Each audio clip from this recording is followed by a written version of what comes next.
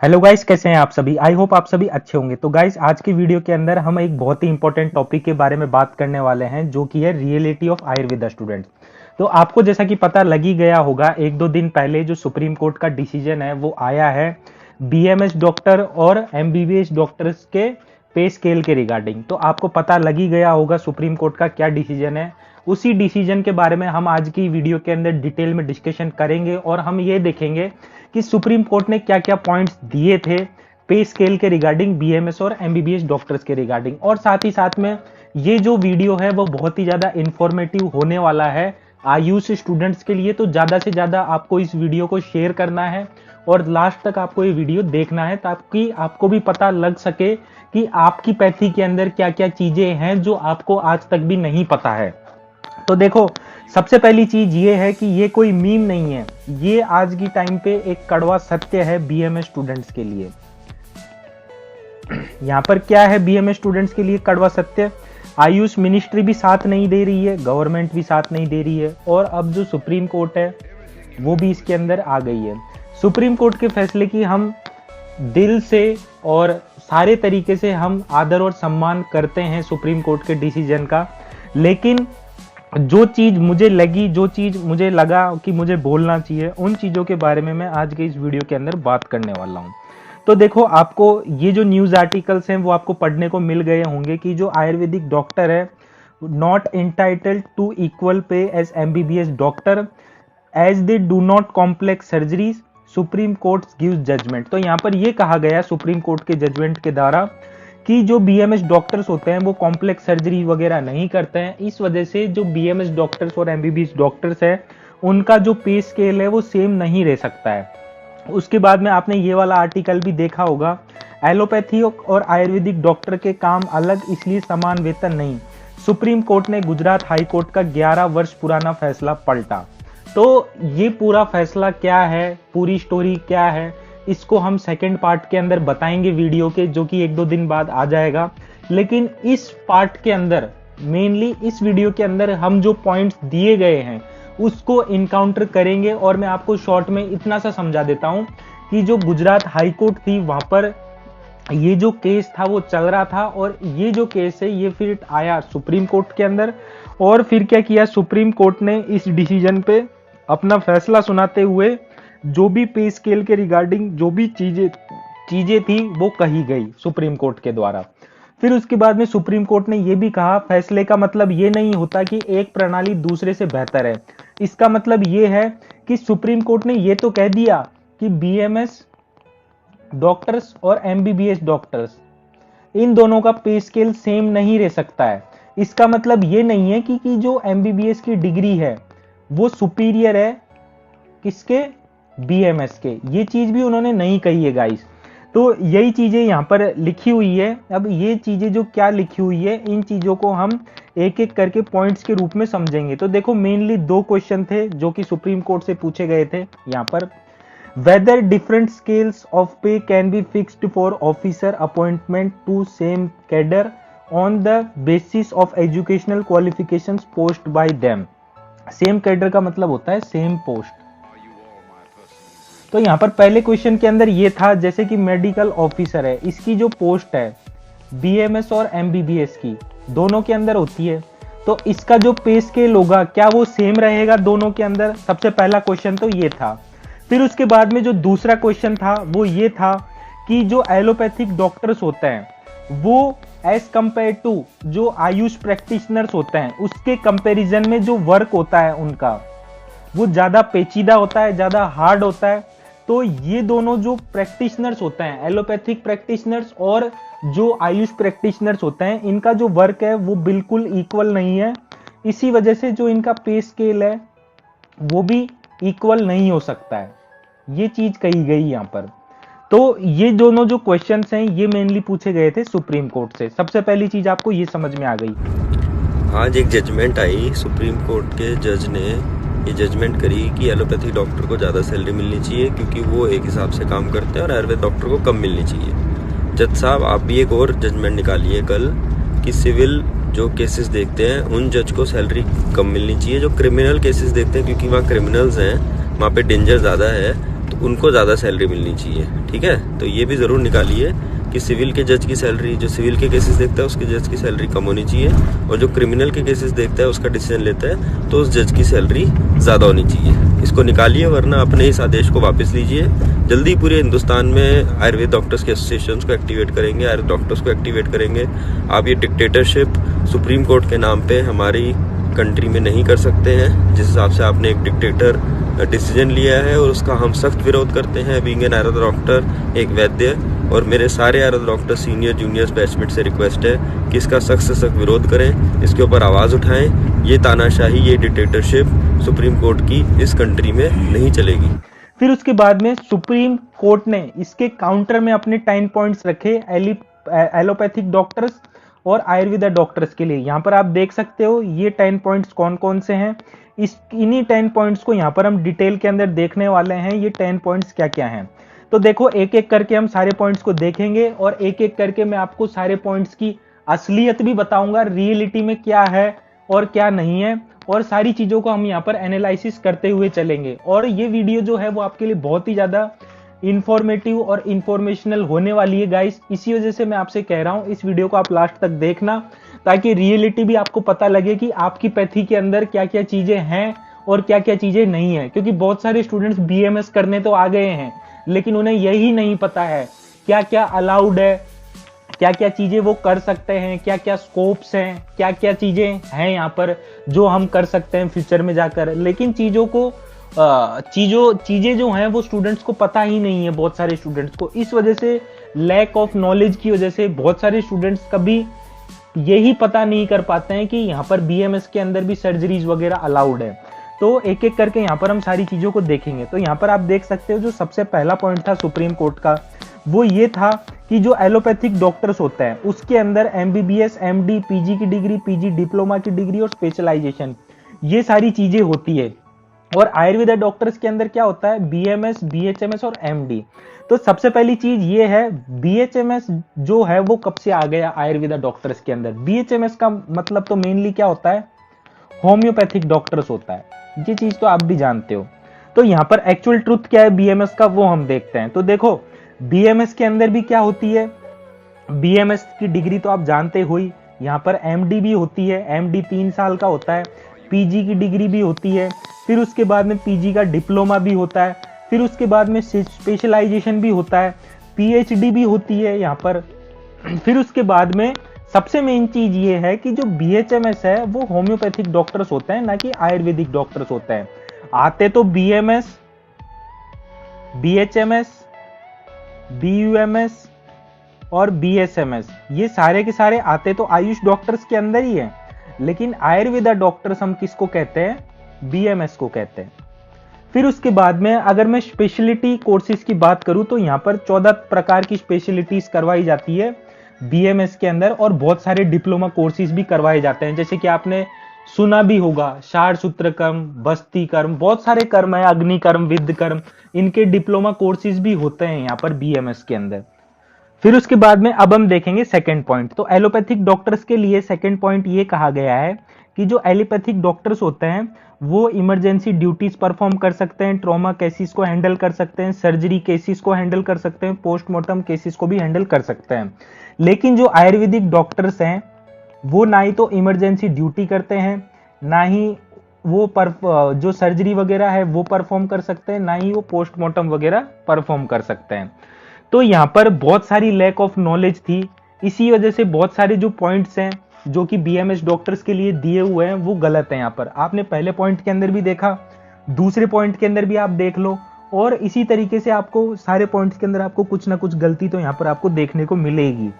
यहाँ पर फैक्ट बात यह है कि जो आयुर्वेदा डॉक्टर्स होते हैं जिन्होंने स्पेशलाइजेशन किया हुआ है किसके अंदर, एमएस शल्य के अंदर, वो आराम से जो सर्जरी वर्क है उसको आराम से परफॉर्म कर सकते हैं यहाँ पर। और बहुत सारी इमरजेंसी कंडीशंस और जितनी भी सर्जिकल और पैरासर्जिकल प्रोसीजर्स वगैरह होते हैं उनको आराम से रेगुलेट कर सकते हैं बीएमएस डॉक्टर। और आज के टाइम पे ऑल ओवर इंडिया में कर भी रहे हैं बीएमएस डॉक्टर्स आराम से इन चीज़ों को रेगुलेट। फिर उसके बाद में सबसे मेन चीज़ ये है कि ये जितनी भी सर्जिकल प्रोसीजर्स जो कोई भी कर रहा है, ना ही ये कोई MBBS डॉक्टर कर सकता है, ना ही ये कोई BMS डॉक्टर कर सकता है। सबसे पहली चीज तो आप ये भी जानते हो, जिन्होंने स्पेशलाइजेशन किया हुआ है, जिन्होंने MS किया हुआ है, वही इन चीजों को कर सकते हैं।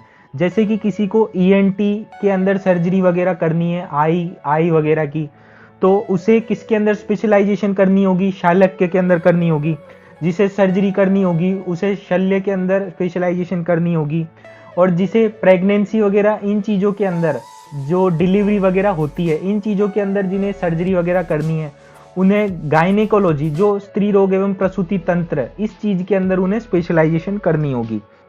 और फैक्ट बात ये है, आज के टाइम का कड़वा सत्य ये है कि 70% ऑफ एलोपैथिक हॉस्पिटल्स जो हैं, वहाँ पर जो इमरजेंसी ड्यूटीज और जो ICUs वगैरह जो हैं, वो सपोर्ट किसके द्वारा किए जा रहे हैं? वो आयुष डॉक्टर्स के द्वारा सपोर्ट किए जा रहे हैं। वहाँ पर आपको BMS doctors, BHMS doctors, BUMS doctors आपको देखने को मिलेंगे, जो कि ICU, जो इमरजेंसी वार्ड्स हैं, वो वहाँ पर रेगुलेट कर रहे हैं एलोपैथिक हॉस्पिटल्स के अंदर। ये कड़वा सत्य है, आपको भी पता है ये चीज़। फिर उसके बाद में बात आती है पोस्टमार्टम केसेस की। Not allowed for postmortem by government. तो यहाँ पर ये चीज है कि यहाँ पर ये कहा गया है कि जो पोस्टमार्टम है वो गवर्नमेंट के द्वारा अलाउड नहीं किया गया है BMS को। लेकिन सबसे मेन चीज क्या है, फैक्ट की बात आप भी जानते हो कि पहली टाइम जो ये डाइसेक्शन वगैरह का जो जिक्र था, वो हमारे आचार्य सुश्रुत की जो सुश्रुत संहिता की जो किताब है, वहां पर इसका वर्णन आया है सबसे पहले। और इसका वर्णन डिटेल में आज के टाइम पे BMS कैरिकुलम के अकॉर्डिंग और स्पेशलाइजेशन के अंदर जो MD होता है, FMT, जिसका मतलब होता है व्यवहार आयुर्वेदा एंड अगत तंत्र, इसके अंदर बहुत ही ज्यादा डिटेल में इसका स्पेशलाइजेशन करवाया जाता है पोस्टमार्टम केसेस को देखने का। तो ये चीज भी बहुत सारे स्टूडेंट्स को पता नहीं होगी, तो मैंने इस वजह से इस चीज को बताई। अब मेरे कुछ क्वेश्चंस हैं आप लोगों से भी, अगर आपको इन चीज़ों के जवाब पता हो तो आप कमेंट सेक्शन में कमेंट करो, अपनी राय दो और ज़्यादा से ज़्यादा अपने दोस्तों को बताओ इन चीज़ों के बारे में। सबसे पहले मेरे क्वेश्चंस कुछ ये हैं कि अगर कोई स्टूडेंट MD कर रहा है रोग निदान के अंदर, रोग निदान का मतलब आप जानते ही हो, मॉडर्न के कंपैरिजन में हम इसे क्या कहते हैं? पैथोलॉजिस्ट। अगर वो सर्टिफाइड ही नहीं है पैथोलॉजी रिपोर्ट देखने के लिए, या वो सैंक्शन ही नहीं है हेमेटोलॉजी रिपोर्ट देखने के लिए, मतलब खून की जांच देखने के लिए, या पैथोलॉजी रिपोर्ट देखने के लिए अगर वो सर्टिफाइड ही नहीं है, तो क्या मतलब है MD करने का रोग निदान के अंदर? सबसे पहला मेरा पॉइंट ये है। फिर उसके बाद में मेरा दूसरा पॉइंट ये है, अगर कोई स्टूडेंट MD कर लेता है शल्य के अंदर, लेकिन अगर वो सर्टिफाइड ही नहीं है सर्जरी करने के अंदर, तो क्या मतलब है MD करने का शल्य के अंदर? और आपको पता है अभी अभी गवर्नमेंट ने बहुत सारी सर्जरीज को, 50+ सर्जरीज को परमिशन दी थी BMS के अंदर, जो कि आराम से जिन्होंने भी स्पेशलाइजेशन किया हुआ है आयुर्वेदा के अंदर, वो आराम से परफॉर्म कर सकते हैं सर्जरी को। फिर उसके बाद में मेरा जो थर्ड पॉइंट वो ये है कि जिन भी स्टूडेंट्स ने MD कर रखा है अगत तंत्र के अंदर, अगर वो वेल ट्रेंड ही नहीं है ऑटोप्सी वगैरह के लिए, और उन्हें कोई भी फॉरेंसिक वर्क वगैरह करने के लिए अगर कोई परमिशन नहीं दी जा रही है, तो क्या मतलब है MD करने का अगध तंत्र के अंदर? फिर उसके बाद में मेरा फोर्थ पॉइंट ये है, अगर कोई स्टूडेंट शालक्य के अंदर अपनी MD करता है और उससे सर्जिकल जो प्रोसीजर्स हैं ENT के अंदर, जो आई इश्यूज वगैरह हो रहे हैं, ये जो सारी चीजें हैं, वो अगर उसे नहीं करने दी जा रही है, तो क्या मतलब है MD करने का शालक्य के अंदर? ये मेरे कुछ क्वेश्चंस हैं गवर्नमेंट से, जो कि मुझे लगता है कि ये क्वेश्चंस करना बहुत ही ज्यादा इंपॉर्टेंट है हमारी आयुष मिनिस्ट्री से भी। फिर उसके बाद में सबसे मेन चीज ये है, अगर इन चीजों का कोई मतलब ही नहीं है, तो एक तरीके से मैं तो यही मानूंगा 3 साल जो हैं वो एक तरीके से वेस्ट ही है, कोई मतलब नहीं है। लेकिन ऐसा नहीं है गाइस, ये सिर्फ और सिर्फ कहने की बातें रहती है और कुछ नहीं है। यहाँ पर ऐसा कुछ नहीं है कि आपने अपने 3 साल वेस्ट कर दिए हैं। यहाँ पर सबसे मेन चीज ये है कि बहुत सारे स्टूडेंट्स को लैक ऑफ नॉलेज रहती है, उन्हें यही नहीं पता रहता है हमें किन चीज़ों के अधिकार मिले हुए हैं और किन चीज़ों के अधिकार नहीं मिले हुए हैं। ये जरूर है हमारे सिस्टम में ड्रॉबैक है, बहुत सारी चीज़ें जो हैं, बहुत सारी कमियां जो हैं वो हमारे आयुष सिस्टम के अंदर है। इस चीज़ को लेकर स्टूडेंट्स को भी आवाज़ उठानी चाहिए और आयुष मिनिस्ट्री के पास ज़्यादा से ज़्यादा इन चीज़ों की कंप्लेन भेजनी चाहिए ताकि आगे चलकर इन चीज़ों के ऊपर भी काम हो।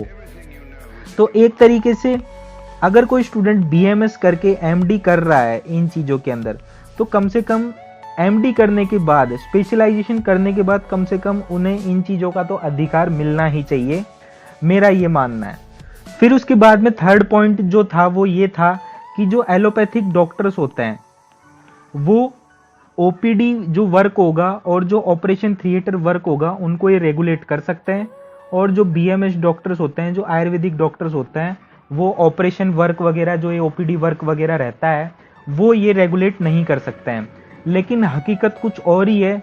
यहाँ पर जो ओपीडी जो होगी ऑल काइंड्स ऑफ ऑपरेशन के लिए वो वेल ट्रेंड और क्वालिफाइड एमएस दोनों ही पैथी के अंदर, चाहे से वो एमबीबीएस हो या वो बीएमएस हो, दोनों ही कर सकते हैं। देखो वापस से मैं आपको एक चीज बोल रहा हूँ, अगर किसी ने सिर्फ और सिर्फ एमबीबीएस कर रखी है और बीएमएस कर रखी है, वो इन चीजों को रेगुलेट नहीं कर सकता। क्यों? क्योंकि वो वेल ट्रेंड और वेल क्वालिफाइड नहीं है उन चीजों के लिए। लेकिन अगर किसी ने स्पेशलाइजेशन किया हुआ है, एमएस किया हुआ है, वेल ट्रेंड वेल क्वालिफाइड है, तो वो इन चीजों को रेगुलेट कर सकता है बहुत ही आराम से, चाहे से उसके पास एमबीबीएस की डिग्री हो या बीएमएस की डिग्री हो। तो यहाँ पर मैंने वही चीजें लिख रखी है। ओपीडी और आईपीडी बीएमएस डॉक्टर भी रेगुलेट कर सकता है, ऑपरेशन थिएटर वर्क भी रेगुलेट कर सकता है, पंचकर्मा थिएटर वर्क भी रेगुलेट कर सकता है। अब पंचकर्मा थिएटर वर्क कौन रेगुलेट करेगा? जिसने एमडी कर रखी हो पंचकर्मा के अंदर, वो ये चीज को भी रेगुलेट कर सकता है। तो यही चीज होती है जो बहुत सारे स्टूडेंट्स को पता नहीं रहती है। फिर उसके बाद में जो फोर्थ पॉइंट है वो ये है, give IV injections and art injections themselves. कौन? एमबीबीएस। और यहां पर ये लिखा हुआ है नॉट एप्लीकेबल बीएमएस डॉक्टर्स के लिए। लेकिन असलियत क्या है वो मैं आपको बताता हूं। देखो, injections generally given by nursing staff, जो इंजेक्शंस होते हैं वो नर्सिंग स्टाफ के द्वारा दिए जाते हैं। Also this is not applicable criteria to compare as Ayurveda have different solution as compared to IV injections, also have IV procedures is first mentioned in Sushruta Samhita thousands of years ago when allopathy was nowhere। तो यहाँ पर देखो ये कहा गया है कि जो इंजेक्शंस वगैरह ये सारी चीजें जो है ना, ये सारी चीजें नर्सिंग स्टाफ की होती है, ना कि कोई डॉक्टर की होती है। ये चीज आप भी जानते हो, और ये कोई एप्लीकेबल क्राइटेरिया नहीं है कंपेयर करने के लिए। सच बात है, ये कोई क्राइटेरिया नहीं था कंपेयर करने के लिए एमबीबीएस और बीएमएस डॉक्टर को। और सबसे मेन चीज ये है, आयुर्वेदा के अपने आप के बहुत सारे सॉल्यूशंस हैं और बहुत सारे आईवी इंजेक्शंस वगैरह भी हैं, आईवी प्रोसीजर्स वगैरह भी हैं।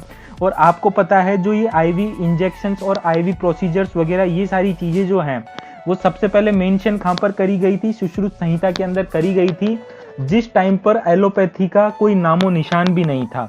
यहाँ पर हम बीएमएस के अंदर बहुत सारी चीजें यहाँ पर हम परफॉर्म कर सकते हैं, जैसे कि वमन, बस्ती, विरेचन, रक्त मोक्षण, अग्निकर्म, विद्धकर्म, बहुत सारी चीजें जो हैं, बहुत सारे इमरजेंसी चीजें जो हैं वो यहाँ पर हम कर सकते हैं मतलब। और सबसे मेन चीज ये है कि इन सारी चीजों को भी बगल में रखते हुए सबसे मेन चीज ये है कि ये कोई कंपेयर करने की चीज नहीं थी कि आईवी इंजेक्शंस वगैरह जो हैं वो बीएमएस डॉक्टर नहीं दे सकते हैं और एमबीबीएस डॉक्टर्स जो हैं वो दे सकते हैं। तो यहाँ पर यही चीज कही गई है। फिर उसके बाद में गाइज मेरा सबसे बड़ा पॉइंट ये है, अगर ये सारी चीजें, अगर सरकार ये मानती है कि हमें ये चीजें करने का अलाउ ही नहीं है या हम इन चीजों को नहीं जानते हैं, तो क्या मतलब है बीएमएस सेकेंड ईयर के अंदर फार्मेकोलॉजी और पैथोलॉजी पढ़ाने का? जो ये मॉडर्न सब्जेक्ट्स हम पढ़ते हैं, बहुत सारे लोग जो हैं जिनको बीएमएस के बारे में पता नहीं है, उन्हें ये तक नहीं पता होगा कि बीएमएस के अंदर भी जो स्टूडेंट्स होते हैं वो मॉडर्न सब्जेक्ट्स पढ़ते हैं। बीएमएस के अंदर हम क्या नहीं पढ़ते हैं? एनाटॉमी पढ़ते हैं, फिजियोलॉजी पढ़ते हैं, फार्मेकोलॉजी पढ़ते हैं, पैथोलॉजी पढ़ते हैं, सर्जरी पढ़ते हैं, गायनी पढ़ते हैं, पीडिया पढ़ते हैं, इमरजेंसी मेडिसिन पढ़ते हैं, सारी चीजें पढ़ते हैं। इन्हीं चीजों को हम आयुर्वेदा के अंदर भी पढ़ते हैं, मॉडर्न के अंदर भी पढ़ते हैं, सारी चीजें पढ़ते हैं। बल्कि हमारा जो सिलेबस होता है वो डबल होता है एज कंपेयर टू एमबीबीएस। लेकिन सारी चीजें पढ़ने के बाद भी अगर इन प्रोसीजर्स वगैरह को करने के लिए अगर हमें अधिकार ही नहीं है, तो क्या मतलब है फिर?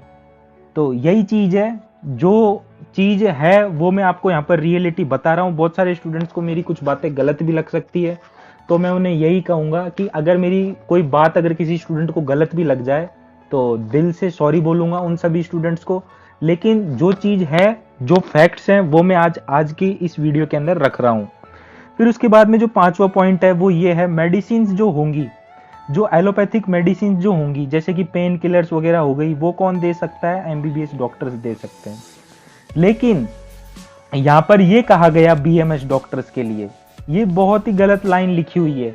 The medicine is based on Ayurveda, for example powder to be taken with boiled water. ये क्या मजाक था? मतलब यहाँ पर साफ साफ ये कह दिया गया जो पाउडर होगा वो गर्म पानी के साथ देते हैं बीएमएस डॉक्टर्स। यही चीज थोड़ी होती है बीएमएस के अंदर।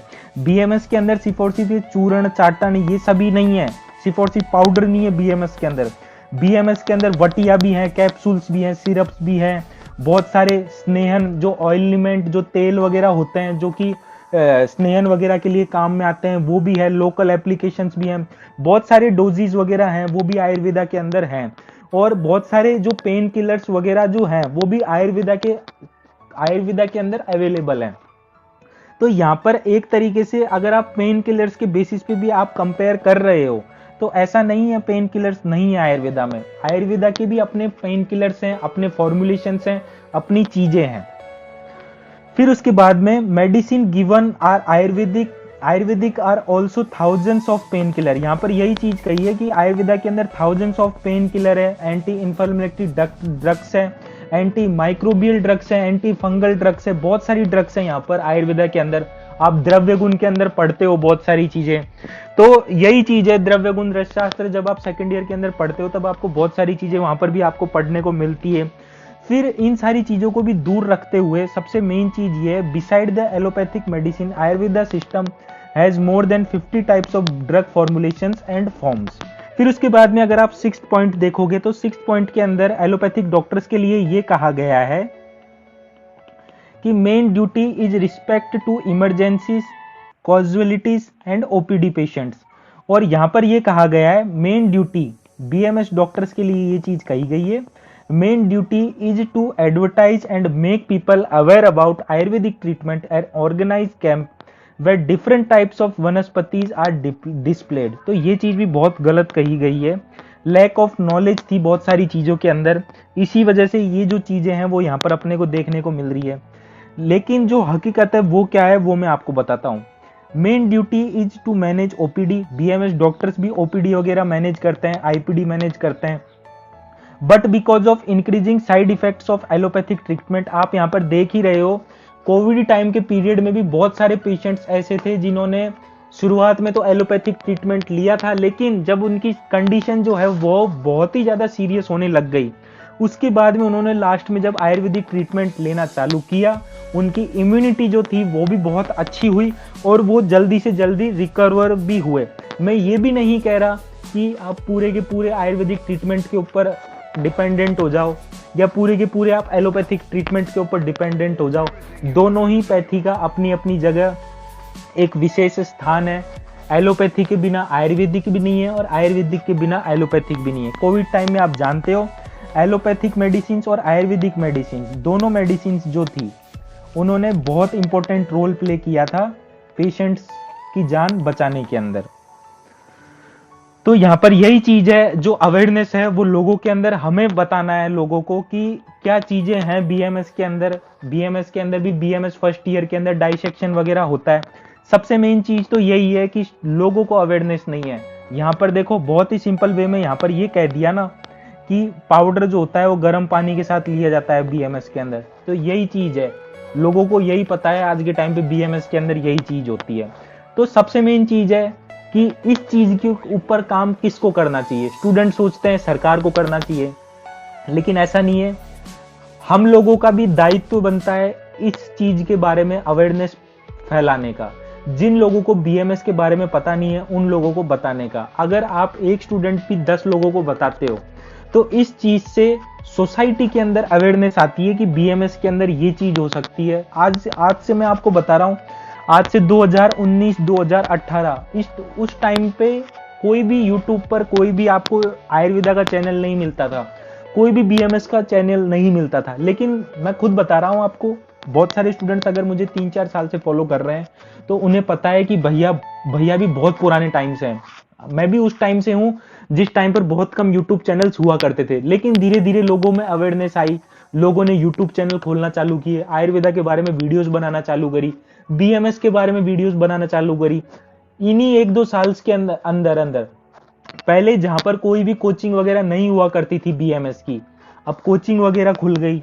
आज के टाइम पे इंडिया का नंबर 1 कोचिंग बीइंग डॉक्टर, हमारा खुद का कोचिंग बीइंग डॉक्टर, जहां पर थाउजेंड्स ऑफ स्टूडेंट्स पढ़ते हैं।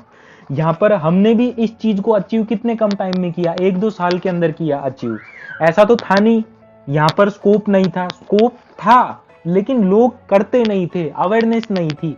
ऐसा थोड़ी था स्कोप नहीं था, स्कोप तो हर जगह है। जो चीज आप करोगे अपने दिल से, तन मन धन से करोगे, आपको हर जगह स्कोप मिलेगा। लेकिन आपको खुद को सोचना पड़ेगा आपको अपनी लाइफ में क्या करना है। मेरा एम ये था कि मुझे ज्यादा से ज्यादा लोगों को अवेयर करना है चीजों के बारे में, बीएमएस के बारे में। तो मैं वो कर रहा हूं आज के टाइम पे, यूट्यूब के माध्यम से, टेलीग्राम के माध्यम से, इंस्टाग्राम के माध्यम से, अपने सोशल प्लेटफॉर्म मीडिया के द्वारा मैं लोगों को अवेयर कर रहा हूं चीजों के बारे में, आयुष के बारे में बता रहा हूं। हम काउंसलिंग्स के अंदर हेल्प करते हैं स्टूडेंट्स की, कोचिंग के अंदर अगर स्टूडेंट को कॉलेज में समझ में नहीं आ रहा है तो हम हमारी कोचिंग में बेस्ट से बेस्ट देने की कोशिश करते हैं चीजों को। जो पढ़ रहे हैं स्टूडेंट्स, वो स्टूडेंट्स जानते हैं कि भैया ने किसी भी चीज की कमी नहीं रखी है अपने प्लेटफॉर्म के अंदर। जितना हो सकता है, जितना ज्यादा हो सकता है, उतना मैंने दिया है। तो यही चीज है, आप भी अवेयरनेस पैदा करो लोगों के अंदर जितना हो सकता है। ये नहीं कि आप भी यूट्यूब चैनल खोल के आप भी ये करो, मैं ये नहीं कह रहा हूं। मैं आपसे ये कह रहा हूं कि जितना हो सकता है आप ग्राउंड लेवल पे अवेयर करो लोगों को, क्योंकि हर कोई आदमी यूट्यूब नहीं चलाता है। तो आपका दायित्व तो बनता है जितना हो सके आप उतना अवेयर करो लोगों को इन चीजों के बारे में। तो यहाँ पर यही चीज मैं यहाँ पर कहना चाहूंगा कि जो मेन ड्यूटी होती है बीएमएस डॉक्टर्स की, वो ओपीडी भी रेगुलेट करते हैं, आईपीडी भी रेगुलेट करते हैं, और जो ड्यूटीज वगैरह जो होती है सारी सर्जरी की, पंचकर्मा की, और जो अवेयरनेस कैंप्स होते हैं, हेल्थ कैंप होते हैं, ये सारी चीजें भी बीएमएस डॉक्टर्स यहाँ पर करते हैं। फिर उसके बाद में जो 7th पॉइंट है वो ये है, nature of treatment thus different from Ayurveda. तो यहाँ पर एलोपैथिक डॉक्टर्स के लिए ये कहा गया था कि जो यहाँ पर नेचर ऑफ ट्रीटमेंट है वो आयुर्वेदा से अलग है, और यहाँ पर nature of treatment is totally different from allopathy. तो यहाँ पर बीएमएस डॉक्टर्स के लिए कहा गया कि जो नेचर ऑफ ट्रीटमेंट है वो एलोपैथिक से बिल्कुल अलग है। मैंने आपसे देखो यही कहा, हर पैथी का अपना अपना इंपॉर्टेंस है। आयुर्वेदा जितना इंपॉर्टेंट है उतना ही इंपॉर्टेंट एमबीबीएस भी है, एलोपैथी भी है। तो अपन ये नहीं कह सकते कि बीएमएस के बिना एमबीबीएस सर्वाइव कर सकता है या एमबीबीएस के बिना बीएमएस सर्वाइव कर सकता है। यही चीज है, ये आप बाइक समझ लो एक, ये इस गाड़ी के 2 पहिए हैं। अगर आप एक पहिए को निकाल दोगे तो दूसरी गाड़ी ऑटोमेटिकली गिर जाएगी। ये चीज आपने कब देखी है? कोविड टाइम पे देखी है, बहुत अच्छे से आपने इन चीजों को देखा है। उस टाइम पर ज्यादा से ज्यादा लोग काढ़े बना के पी रहे थे अपनी इम्यूनिटी डेवलप करने के लिए, बहुत सारे लोग गिलोय खा रहे थे, बहुत सारी जो दवाइयां थी जो इम्यूनिटी बूस्ट करती है आयुर्वेदा के अंदर, ये चीजें बहुत सारे लोग कर रहे थे। तो यहाँ पर इस चीज को मैं काउंटर करते हुए यही कहूंगा, yes the nature of treatment is completely different and much more advance. तो यहाँ पर यही चीज है कि जो नेचर ऑफ ट्रीटमेंट है वो दोनों ही पैथी का अलग अलग है। एलोपैथी का अलग नेचर ऑफ ट्रीटमेंट है, आयुर्वेदा का अलग नेचर ऑफ ट्रीटमेंट है। ऐसा नहीं है, पेन किलर्स अगर एलोपैथी के अंदर है तो आयुर्वेदा के अंदर भी पेन किलर्स है, लेकिन उन सबके अपने अपने फॉर्मुलेशंस हैं। तो यहाँ पर यही कहा गया है, yes definitely nature of treatment is totally different from allopathy because ayurveda is based on herbal and metallic formulation not on chemicals। तो यहाँ पर ये कहा गया है कि जो आयुर्वेदा है वो हर्बल फॉर्मुलेशंस और जो मेटेलिक फॉर्मुलेशंस होती है उसके ऊपर बेस्ड है, ना कि केमिकल्स के ऊपर बेस्ड है। और जो आयुर्वेदा जो होता है वो पूरी बॉडी को ट्रीट करता है, ना कि सिम्टम्स को ट्रीट करता है। और जो आयुर्वेदा जो होता है ना वो रूट कॉस्ट के ऊपर वर्क करता है, ना कि सिम्टम के ऊपर वर्क करता है। सबसे मेन चीज आप ये समझो, आपने श्लोक पढ़ा होगा, स्वस्थस्य स्वास्थ्यस्य रक्षणम आतुरस्य विकार प्रशमन च। स्वस्थ व्यक्ति को स्वस्थ बनाए रखना और जो रोगी व्यक्ति है उसको स्वस्थ करना, यही क्या है आयुर्वेद के दो एम है। तो जो आयुर्वेदा जो है, जो हमारी पैथी है आयुर्वेदा की, वो मेनली रूट कॉज के ऊपर वर्क करती है यहाँ पर। फिर उसके बाद में हमारा जो 8th पॉइंट है वो ये है, such doctors are not easily available. ये चीज कही गई एलोपैथिक डॉक्टर्स के लिए, और इस चीज को लेकर मुझे भी बहुत बुरा लगा। ये जो चीज कही गई है वो मुझे बिल्कुल सही नहीं लगी। अवेलेबल इन प्लेंटी, इतना खराब शब्द यूज किया गया बीएमएस डॉक्टर्स के लिए, मतलब कौड़ियों के दाम पर बीएमएस डॉक्टर्स आपको मिल जाएंगे। अब हकीकत क्या है वो हम देखते हैं। 13 lakhs ऑफ आयुर्वेदिक डॉक्टर्स हैं इंडिया के अंदर, और 4 लाख हैं कितने आयुर्वेदा डॉक्टर्स। मैंने यहां पर क्या कहा, 13 लाख हैं, कितने 13 लाख एमबीबीएस डॉक्टर, और 4 लाख हैं बीएमएस डॉक्टर्स। तो यहां पर ज्यादा किसकी संख्या है, एमबीबीएस डॉक्टर्स की संख्या है। एमबीबीएस डॉक्टर्स की संख्या होने के बावजूद भी कौड़ियों के दाम पर किसको कहा गया है, ये जो डॉक्टर्स हैं वो हमें कौड़ियों के दाम पर मिल जाते हैं, बीएमएस डॉक्टर्स को कहा गया है। अब फैक्ट्स क्या है वो हम देखते हैं इन चीजों के अंदर। देखो, such doctors are not easily available. अब फैक्ट क्या है वो हम देखते हैं। More than 1 lakh seats every year. Post graduation के अंदर यहाँ पर कितनी सीट्स हैं इनकी, 40,000 सीट्स हैं, और यूजी के अंदर कितनी सीट्स हैं, 1 लाख सीट्स हैं। According to NMC there are 13,08,009 allopathic doctors registered with state medical councils and national medical commission of June 2022। तो ये एक ऑफिशियली डाटा है एनएमसी का दिया हुआ कि 13,08,009 डॉक्टर रजिस्टर्ड है यहाँ पर स्टेट मेडिकल काउंसिल्स और नेशनल मेडिकल कमीशन के द्वारा जून 2022 तक। अब हम रियलिटी देखते हैं, फैक्ट चेक देखते हैं आयुष डॉक्टर्स का। तो यहाँ पर ये है कि 52,720 सीट, कितनी सीट, 52,720 सीट। ये पूरी की पूरी बीएमएस की नहीं है, पूरे के पूरे आयुष की है। और आयुष के अंदर मैंने आपको बताया था बीएमएस, बीएचएमएस, बीयूएमएस और बीएसएमएस, ये सारी की सारी पैथी आती है। तो 52,720 सीट है आयुष की, हर साल आती है यूजी के अंदर। और जो पीजी होती है वो कितने सीट्स पर होती है, 20,000 सीट्स पर होती है पीजी, जिसके अंदर से गवर्नमेंट सीट्स कितनी है, सिर्फ और सिर्फ 2,000 सीट्स है गवर्नमेंट। अब यहां पर डाटा दिया गया है आयुष का। इन 2020 there are 7,12,132 registered Ayush doctors practitioners in India. Out of these 7,12,132 registered Ayurvedic practitioners, 3,64,640 belong to Ayurveda, 2,86,430 belong to homeopathy, and 48,248 belong to Unani system. तो यहाँ पर साफ साफ कहा गया कि 3.5 लाख डॉक्टर्स जो हैं वो आयुर्वेदा से हैं, 3 लाख के अप्रोक्स डॉक्टर्स जो हैं वो होम्योपैथी से हैं, और 50,000 डॉक्टर्स जो हैं वो यूनानी से हैं। तो टोटल मिला के 7.5 लाख डॉक्टर्स हैं आयुष के अंदर। और यहाँ पर पूरी 1 डिग्री के अंदर एलोपैथिक डॉक्टर्स ही टोटल कितने हैं, 13 लाख हैं। तो आप यहाँ पर देख सकते हो जो नंबर गेम है वो किसकी साइड है। फिर उसके बाद में जो 9th पॉइंट है वो ये है, there are bond system applicable for getting service at least 5 year in village. ये कहा गया एलोपैथिक डॉक्टर्स के लिए। सबसे पहली चीज है, ये चीज कोई कंपेयर करने की नहीं थी, लेकिन फिर भी कंपेयर कराए तो हम इस चीज को भी काउंटर करेंगे। लेकिन यहाँ पर ऐसा कोई बॉन्ड सिस्टम नहीं होता है बीएमएस के अंदर। तो सबसे मेन चीज देखो आप यहाँ पर क्या लिखी हुई है, bond system is due to negative mindset of allopathic doctors for not working in villages. Ayurveda doctors are already working in primary healthcare center of our country to provide best possible primary healthcare treatment in most remote area of the nation. तो यहाँ पर ये कहा गया है कि जो bond system है ना एमबीबीएस के अंदर, वो इस वजह से है क्योंकि लोगों का माइंडसेट जो है ना वो नेगेटिव है। और ये बात फैक्ट है, इस चीज को चाहे से कोई कितने ही नकारने की कोशिश करे, लेकिन ये बात सच है। एमबीबीएस करने के बाद में कोई भी स्टूडेंट विलेज के अंदर वर्क नहीं करना चाहता है, इस वजह से 5 साल का बॉन्ड सिस्टम रहता है एमबीबीएस के अंदर। और सबसे मेन चीज ये है, जो ये 5 साल का बॉन्ड सिस्टम होता है ना, ये हर किसी कॉलेज के अंदर नहीं होता है।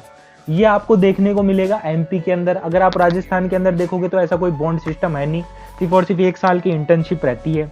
तो इस चीज को भी थोड़ा और डिटेल में देखना चाहिए था सुप्रीम कोर्ट को। यहाँ पर आप देख सकते हो, यहाँ पर यही चीजें लिखी हुई है। Therefore bond system applicable for getting service at least 5 year in village. The condition of bond is imposed by state to increase access to improved health care services. मैंने आपसे देखो कहा, ये जो बॉन्ड सिस्टम होता है ना, वो स्टेट के द्वारा लगाया गया है, ना कि सेंट्रल गवर्नमेंट के द्वारा लगाया गया है। जैसे कि एमपी की जो स्टेट है, उन्होंने बॉन्ड सिस्टम लगाया हुआ है 5 साल का, लेकिन बहुत सारी स्टेट्स ने नहीं लगाया हुआ बॉन्ड सिस्टम। और ये जो वैकेंसीज होती है ना, ये जो बॉन्ड सिस्टम जो होता है, वो इस वजह से लगाया जाता है क्योंकि जो कम्युनिटी हेल्थ केयर सेंटर्स हैं और जो प्राइमरी हेल्थ केयर सेंटर्स हैं, उनकी वैकेंसीज को फुलफिल करने के लिए। लेकिन यहाँ पर ये कहा गया बीएमएस डॉक्टर्स के लिए यहाँ पर कोई भी बॉन्ड सिस्टम नहीं होता है। सच बात है, ये कोई भी बॉन्ड सिस्टम नहीं होता है, लेकिन इसका मतलब ये नहीं है बॉन्ड सिस्टम नहीं है तो हम हेजिटेट करते हैं वर्क करने से। बीएमएस डॉक्टर जो होता है वो प्राइमरी हेल्थ केयर सेंटर पर भी वर्क करता है, कम्युनिटी हेल्थ केयर सेंटर पर भी वर्क करता है, हर जगह वो वर्क करने को तैयार है, रूरल एरियाज में अपनी सर्विसेज देने को तैयार रहता है।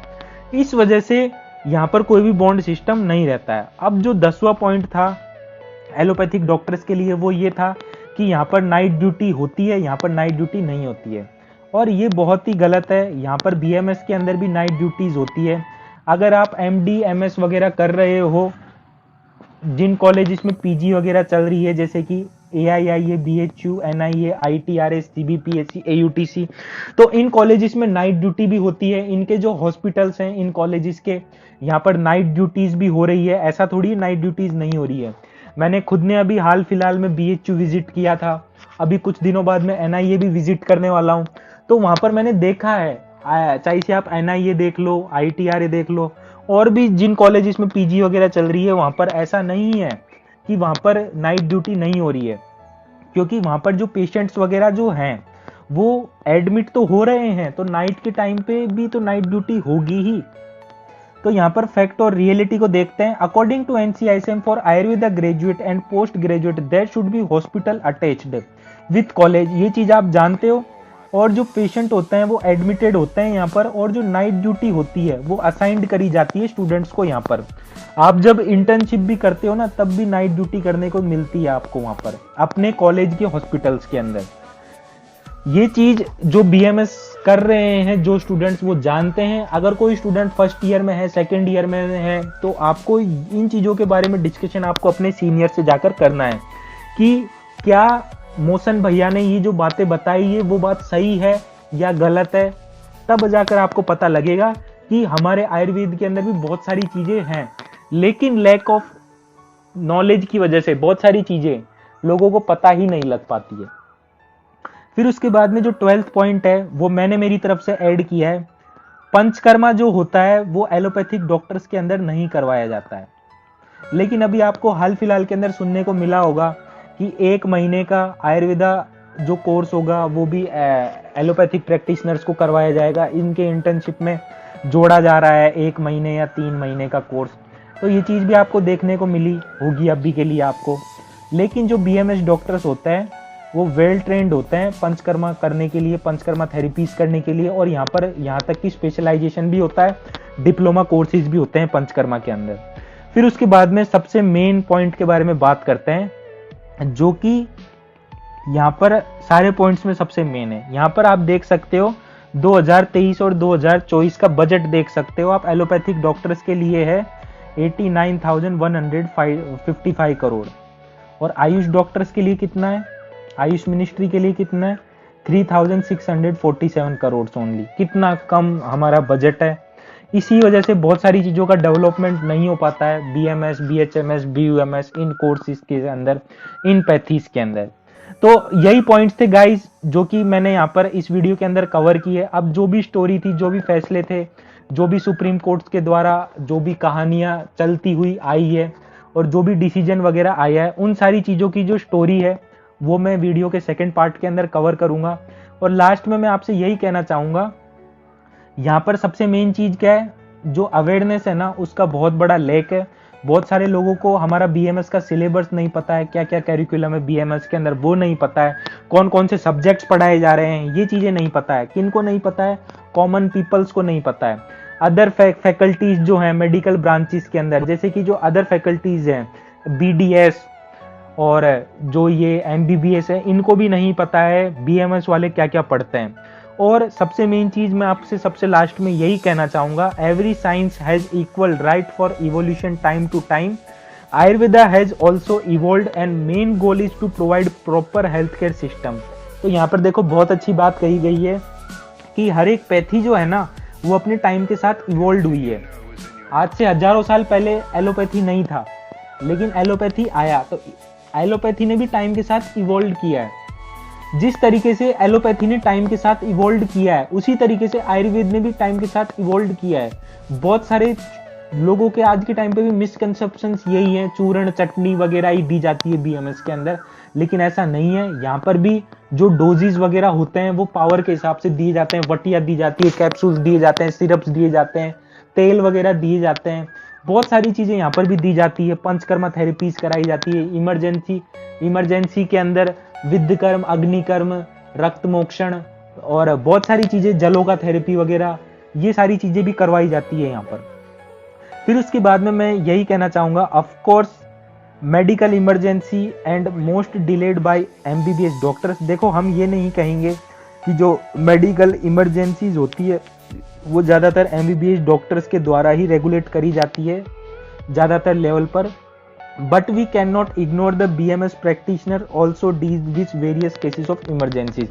लेकिन हम इन चीज़ों को भी नकार नहीं सकते हैं कि जो बीएमएस डॉक्टर्स जो होते हैं वो वेरियस केसेस जो होती है इमरजेंसी कंडीशंस पे उनको रेगुलेट नहीं करते हैं, वो भी ऑपरेट करते हैं उन चीज़ों को। हम यहाँ पर जो इम्पोर्टेंस है वो हम एमबीबीएस डॉक्टर्स को भी दे रहे हैं। एमबीबीएस डॉक्टर्स भी जो हैं वो वेरियस लेवल पर यहाँ पर चीज़ों को देखते हैं। इमरजेंसी कंडीशंस को ज़्यादातर वेरियस लेवल पर एमबीबीएस डॉक्टर्स ही देखते हैं। लेकिन हम इस चीज़ को भी इग्नोर नहीं करेंगे कि जो बीएमएस प्रैक्टिशनर्स होते हैं वो इन चीज़ों से डील नहीं करते हैं, वो भी इन चीज़ों से डील करते हैं। In deep rural areas various Ayurvedic doctors are saving life of people. जहाँ पे आज के टाइम पे रोड भी नहीं है, वहां पर बहुत सारे जो आयुर्वेदिक डॉक्टर्स हैं, रूरल एरियाज के अंदर जो आयुर्वेदिक डॉक्टर्स हैं, बीएमएस डॉक्टर्स हैं, आयुष डॉक्टर्स हैं, वो आज के टाइम पे वहां पर अपनी सर्विसेज दे रहे हैं कम्युनिटी हेल्थ केयर सेंटर में, प्राइमरी हेल्थ केयर सेंटर में, जो कि रूरल एरिया के अंदर ओपन है, और वहां पर आज के टाइम पे भी वो लोगों की लाइफ सेव कर रहे हैं। और गाइज देखो सबसे लास्ट में मैं यही कहूंगा आपसे, हमारा मेन मोटिव जो है, हमारा मेन मोटिव क्या है? लोगों की लाइफ सेव करना। लास्ट में आपने श्लोक पढ़ा ही है, एक बार वापस से रिपीट कर रहा हूं श्लोक को, स्वस्थस्य स्वास्थ्य रक्षणम आतुरस्य विकार प्रशमनच। यही हमारी जिंदगी के 2 एम होने चाहिए अगर कोई स्टूडेंट डॉक्टर बनने जा रहा है। क्या है ये 2 एम? वापस से मैं आपको बताता हूं, यही आयुर्वेदा के 2 एम बताए गए हैं, स्वस्थस्य स्वास्थ्य रक्षणम आतुरस्य विकार प्रशमनच। इसका मतलब ये होता है स्वस्थ व्यक्ति को स्वस्थ बनाए रखना, हेल्दी पर्सन को हेल्दी बनाए रखना, और जो डिजीज पर्सन है उसको हेल्थी करना। यही क्या है? आयुर्वेद के 2 एम है। तो इस तरीके से गाइज हमने सारे पॉइंट्स को देखा, सारी चीजों को समझा यहाँ पर, और ज्यादातर जितनी भी चीजें हो सकती थी उन चीजों को मैंने यहाँ पर काउंटर किया, और जो भी मेरे दिल में था, मेरे दिमाग में था, और जो भी चीजें मुझे लगी, जो मुझे बोलनी चाहिए, वो मैंने यहाँ पर कही। तो ये वीडियो जो थी वो बहुत ज्यादा इंफॉर्मेशनल थी बीएमएस स्टूडेंट्स के लिए।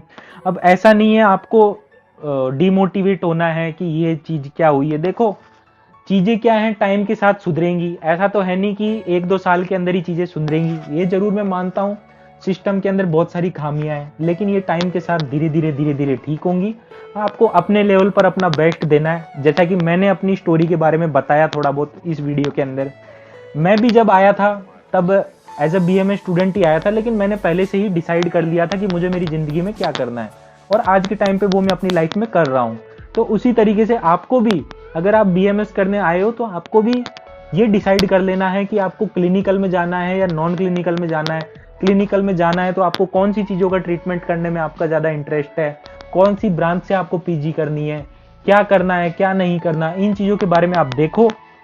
और जहाँ से भी आपको एक्स्ट्रा नॉलेज मिल सकती है, मैं ये कभी नहीं कहूँगा, जो एमबीबीएस स्टूडेंट्स भी जो होते हैं वो एक्स्ट्रा नॉलेज के लिए कोचिंग्स वगैरह ज्वाइन करते हैं। तो इसी तरीके से आपको भी कोचिंग्स वगैरह ज्वाइन करनी है, सेमिनार्स विजिट करने हैं, और जो भी चीज़ें होती है, ऐसा तो है नहीं कि यहाँ पर चीज़ें नहीं हो रही है, चीज़ें यहाँ पर भी होती है। बहुत सारे सेशंस होते हैं, सेमिनार्स होते हैं, गैदरिंग होती है, वहाँ पर आपको जाना है, क्लिनिकल चीज़ें होती है, बहुत सारी क्लिनिकल चीज़ें बीएमएस के अंदर भी सिखाई जा रही है आज के टाइम पे। बहुत सारे इनिशिएटिव मैं ही नहीं, बहुत सारे लोग ले रहे हैं आज के टाइम पे आयुर्वेदा में, ताकि आयुर्वेदा आगे जितना जल्दी, जितना फास्ट जा सके उतना ज़्यादा जा सके। तो इन चीज़ों को भी आपको देखना है और आपको अपनी नॉलेज बढ़ानी है। अगर आपको कॉलेज की तरफ से हेल्प नहीं मिल रही है तो आप कोचिंग वगैरह ज्वाइन करो, लेकिन कुल मिला के ये है, आप अपनी नॉलेज को ज़्यादा से ज़्यादा बढ़ाओ। तो गाइज, इन्हीं के साथ मैं इस वीडियो को समाप्त करना चाहूँगा। आई होप गाइज ये वीडियो जो होगी वो आपको बहुत ज़्यादा इंफॉर्मेटिव लगी होगी, और मेरी तरफ से कोई गलती हुई होगी तो उसके लिए मैं क्षमा चाहूँगा। और अगर आपको ये वीडियो पसंद आई हो तो आप अपने रिव्यूज़ दो कमेंट सेक्शन के अंदर। इन्हीं टॉपिक्स के ऊपर हम कौन कौन सी वीडियो लेकर आएँ और आपका इस टॉपिक के ऊपर क्या कहना है वो भी आप कमेंट सेक्शन में बता सकते हो। तो गाइज, इस वीडियो को मैं यहीं समाप्त करता हूँ। आई होप गाइज ये वीडियो आपको पसंद आई होगी। Thank you.